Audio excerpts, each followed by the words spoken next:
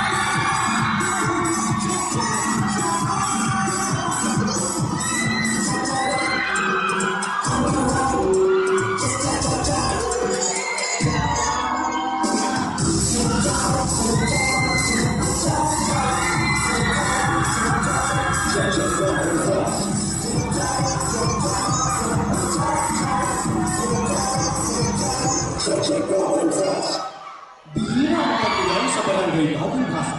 Pero dahil sa pagbabago ng panahon, nagsimula na rin ang matinding pagtulan sa lugar na iyon. Alamin natin kung paano nakapekto ang pamayanan. Lalo na ang dalawang magkasintahan na pinaghiwalay ng trahedyang dulo ng baha.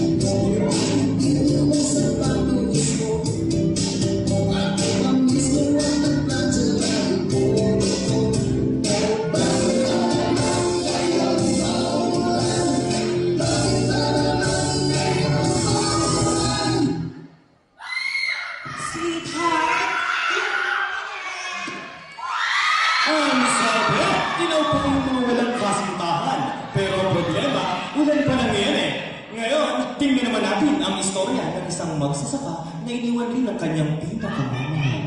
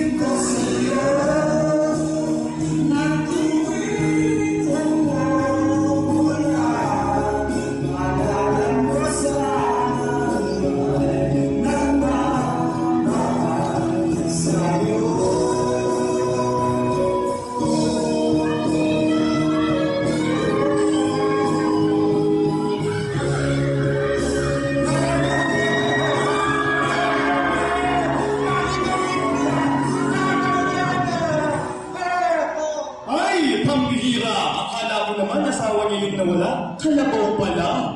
Moving on, mayroon din dalawang mga ganyan-ganyahan sa barangay Bagong Hasa. Sina Aling Beba at Aling Ima. Noon pa ng mga kapatid nila ay nakaaway na sila. Hanggang ngayon, hindi pa rin naalis ang bawal. Tingnan natin kung anong gagawin nila kapag pareho silang naapektuhan ng trahedyang dulot ng buhaw.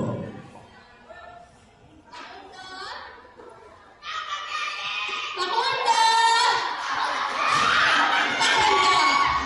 Pakunda? Tawagin ng mga bata. Pag-aaranak na sila sa hardware. Ganun lang. Guys,